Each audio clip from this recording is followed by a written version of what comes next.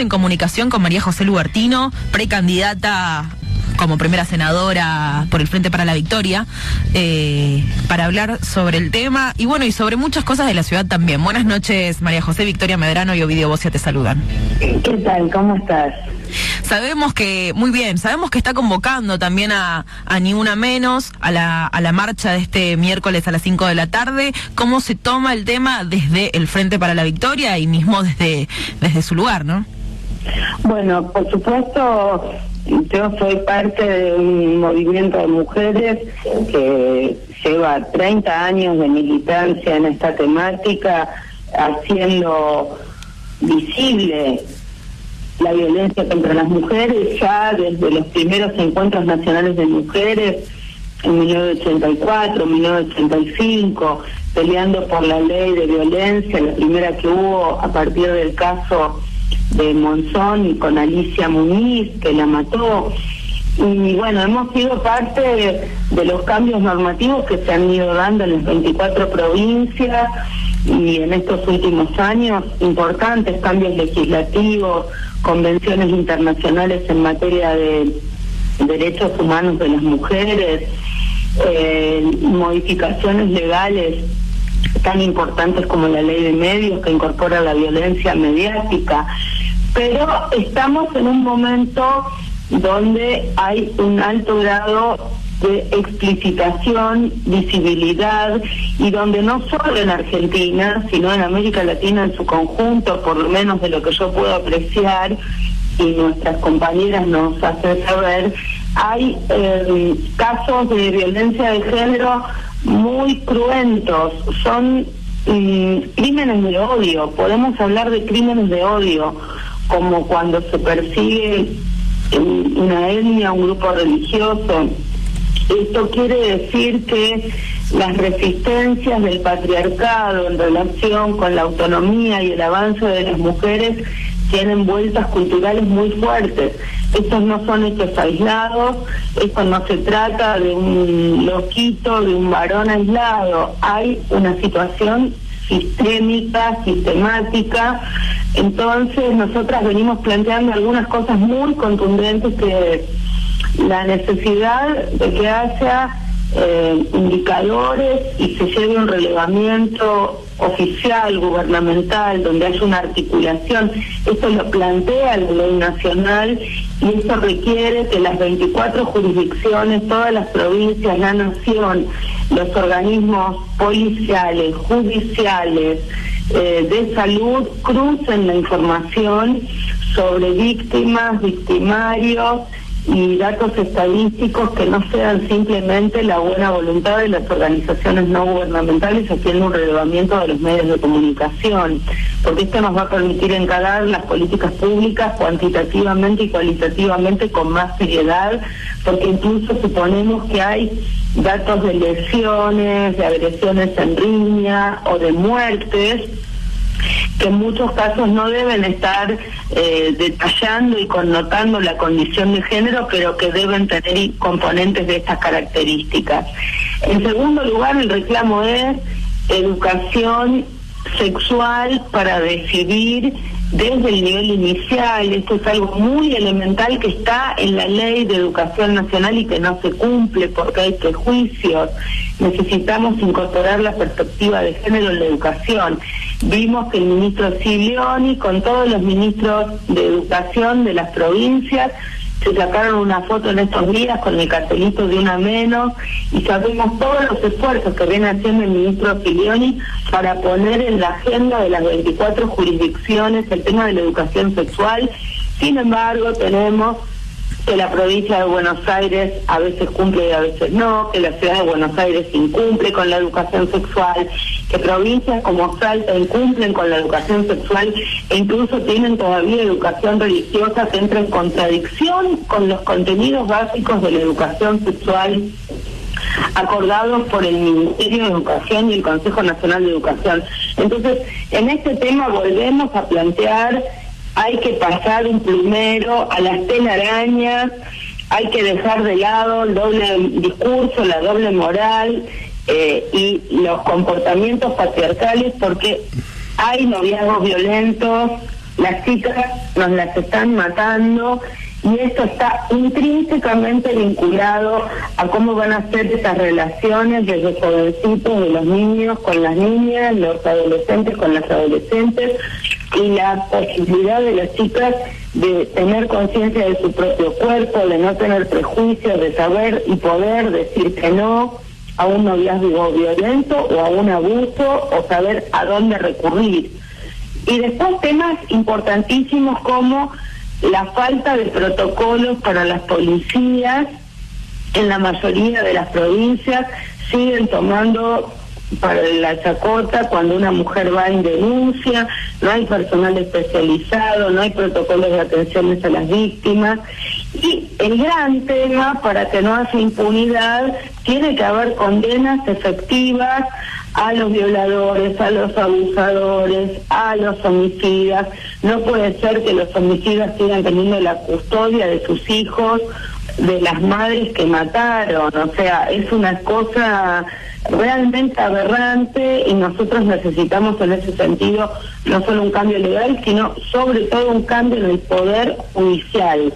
El Poder Judicial tiene que modificar sus conductas, sus actitudes. Hemos visto en estas semanas varios fallos aberrantes, sexistas, misóginos, homo, trans y lesbofóbicos, pero es parte de la misma cultura patriarcal de subestimar y de creer que el cuerpo de una chica, porque es indígena, porque es pobre, que el cuerpo de un niño, porque le imputan ser gay, no vale, no tiene valor, que su no, o que como si pudiera tener la voluntad un niño o una niña de aceptar una relación sexual. O sea, esto significa que hay jueces que no deberían ser jueces. Ya nos alegramos muchísimo que los alumnos en las universidades hayan generado este escándalo, que haya terminado en la renuncia, y esperamos que haya juicio político en todos los casos donde hay antecedentes misóginos o sexistas de jueces. Pero además de estos casos aberrantes, en la cotidianeidad hay una subestimación en muchos otros casos que a veces no aparecen en los medios porque no son tan escandalosos. Pero bueno, estas serían unas cuestiones básicas, y necesitamos que los tres poderes del Estado, la presidenta, el poder legislativo, el poder judicial en su conjunto, se pongan al frente de las máximas decisiones políticas e institucionales para dar una batalla como una política de Estado. Clarísimo. Por otro lado, sabemos que usted es titular del Observatorio de Derechos de las Personas con Discapacidad de la Nación.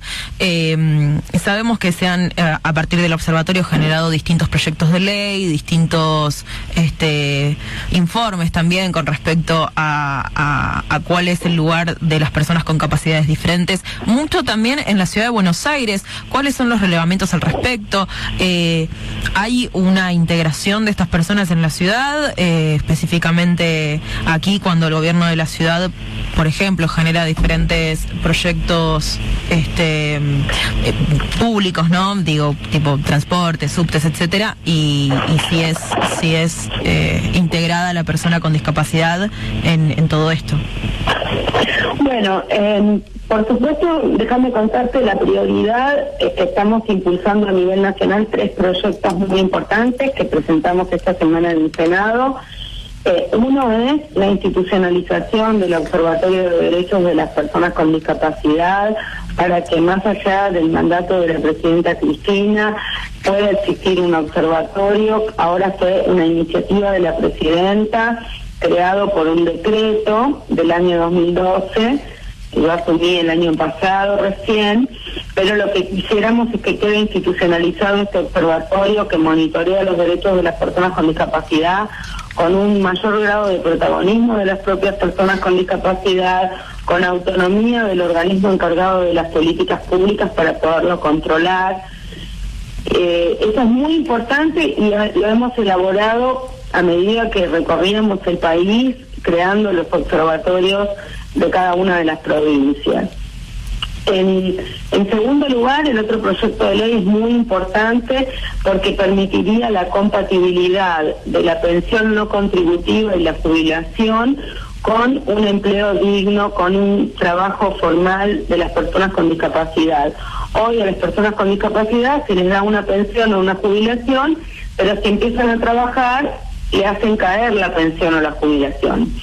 Hay muchos ejemplos de pensiones no contributivas, como la madre de 7 hijos, como no sé, los medallistas olímpicos, como los excombatientes de Malvinas, que pueden tener una pensión no contributiva y a su vez un salario, un sueldo, porque se entiende entonces que la pensión no es por desocupación de la persona con discapacidad, sino que la pensión no contributiva viene a ser como un apoyo por todos los costos en la vida cotidiana que la persona con discapacidad tiene que abordar en un montón de situaciones, en sus traslados, en su acompañamiento, etcétera. Y el tercer proyecto de ley más importante que estamos trabajando es incentivos a las empresas para que contraten a las personas con discapacidad. Ya hay un incentivo, pero ahora ampliaríamos el incentivo planteando un cupo del 2% para las empresas de más de 50 empleados o trabajadores, para las pymes un 1%, con incentivos más importantes, efectivos, en el pago de impuestos a las ganancias que tienen que hacer las empresas. Y bueno, eso esperamos poderlo trabajar con el ministro de Economía y con la gente del ANSES mientras va avanzando este debate, ¿no? Y bueno, me preguntabas por la Ciudad de Buenos Aires. Yo denuncié desde hace muchos años y venimos trabajando con organizaciones no gubernamentales como Acceso Ya, como Fundación Rumbo, ya desde la época en que yo era presidenta del Instituto Nacional contra la Discriminación, todos los temas que tienen que ver con la falta de accesibilidad en la ciudad, en los medios de transporte, hemos venido haciendo informes en los subtes, hemos hecho un relevamiento sobre las estaciones de trenes y los trenes.